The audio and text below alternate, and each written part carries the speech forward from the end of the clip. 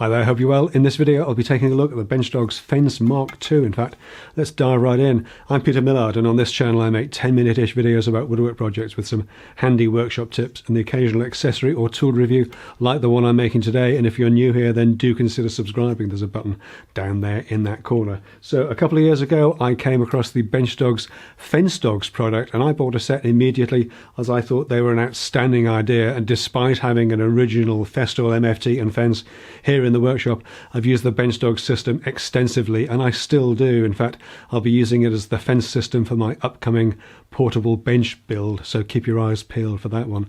Now, in the interest of transparency, this product, the Mark II fence kit, was supplied for review. I hadn't been paid to make this video, but I do earn from qualifying sales, so be sure to use the offer code 10-minute workshop at checkout for a 5% discount across the board at Benchdogs. There's a link down in the video description below. So what's the big deal about the Benchdogs fence system? Well, the big deal for me was that it's easily removable. You can literally just lift it off your MFT top and hey presto, you've got your bench back. And critically, you can return it to the original position just as easily, so your flag stops and your cuts stay consistent. Now that's a huge benefit if you're working in a tight space on an install, say, or if you're just generally tight on space when you sometimes need to clear the bench to carry out a process before continuing with your cutting. So what's different between the Mark I and Mark II Benchdogs fences? Well, the Mark II, like this one, is a different extrusion. The original was basically a length of regular V-groove, whereas the Mark II has a flatter front face, which gives space for two scales, laser-etched scales,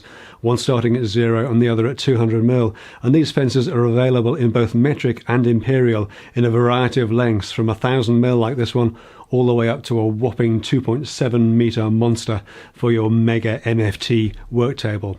When you buy the fence kit, you get a couple of the excellent Benchdogs, a metal lever type flagstop, and an extra 200mm length of slimline extrusion called the underrail support fence. You can probably guess what that's for. Plus a joining bar, an Allen key, and a truncated Benchdog. More on that in a minute. Now, one of the slight niggles with all fence systems for MFT style benches is that if you want the workpiece to be fully supported, then the fence has to run under the rail, which means that the fence basically dictates the minimum thickness of the workpiece that you can cut. Festool get around this to an extent by having a fence system that's only 12mm thick, half an inch, and I get around that limitation by using scrap boards offcuts to pack out the surface when cutting thinner stock like 6mm or 1/4 inch sheet goods. Benchdogs have gone a slightly different way here, with a full-size extrusion to give a solid fence that's 40mm tall, but with that critical 200mm under rail section being only 9mm thick. Obviously, if you want to cut some 6mm stock, then you'll still have to pack out the surface with some 3mm scrap.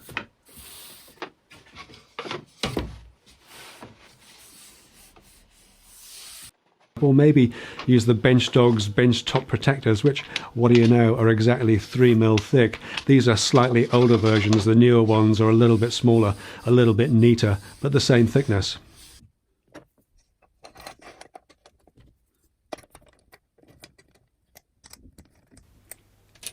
In use, the slimline extrusion attaches securely to the main fence with a supplied joining bar and aligns easily with the front face of the fence, and that's typically all you need to worry about. If you're feeling particularly heavy-handed or perhaps just working fast, then it's probably worth using the segmented Benchdog that sits just behind the underrail extrusion for a little bit of extra support. And talking of support, one of the slight niggles with having a fence this tall is that there can sometimes be a little bit of wobble right at the very top. And one way I've found around that is to add an extra fence dog. 3 really does seem to help, or alternatively, the fence dogs themselves are threaded to take a standard M8 knob, so you can secure them from underneath. If you don't have any of those knobs knocking around, Benchdogs can supply them if required, or they're widely available elsewhere. To use the scale on the fence, you need to dial it into your rail, and I use the time-honoured technique of cutting a piece of scrap to a known length, 400mm in this case, but it's entirely up to you, setting the flagstop to that length on the fence's scale, and then with my rail in position, I'm using the rail dogs for this, but it could just as easily be a rail square with MFT dogs. I can butt the scrap up against the rail splinter guard, and with the fence dogs loosened off, I can slide the rail along until the flagstop just touches the end of the scrap. Tighten up your fence dogs and your fence is ready to go for accurate repetitive cuts.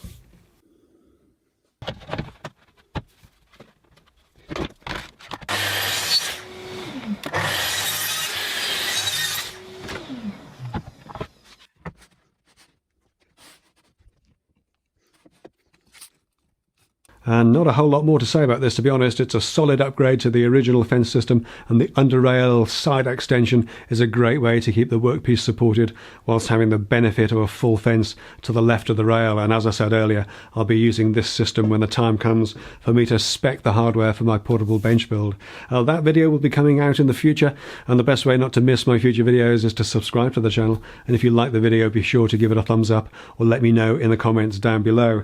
Now, before I go, and while I run my Patreon credits, and as always, thanks so much to my Patreon pals for their awesome support, I'm just going to talk quickly about the BenchDogs Rail Square, as it's had a couple of upgrades, a bit of a makeover since I last did my Rail Square video. The most obvious one is this new glass bead finish. The original wasn't exactly difficult to look at, but this finish is really lovely, and it turns an admittedly beautifully machined but fairly utilitarian accessory into something that you just want to pick up and hold, or perhaps that's just me. In addition to the lovely finish, you can also have your name, your logo, your branding, or whatever else laser etched onto it as well. So as well as looking a bit more profesh, it also helps with security. It never hurts to mark out what's ours, right? And the final improvement to the Rail Square is that the rail connection is now toolless. On the original that I reviewed, it was locked on with an Allen key, whereas now this is done with a couple of little thumb screws, making it easier to attach and detach. And of course, having fewer things to keep track of is always a bonus.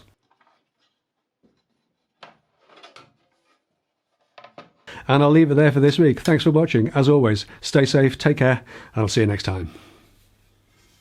Not a whole lot more to say about this, to be perfectly honest. A metal lever type flag stop and an extra 200... not a whole lot more to say about this, to be honest. It's a solid upgrade to the original...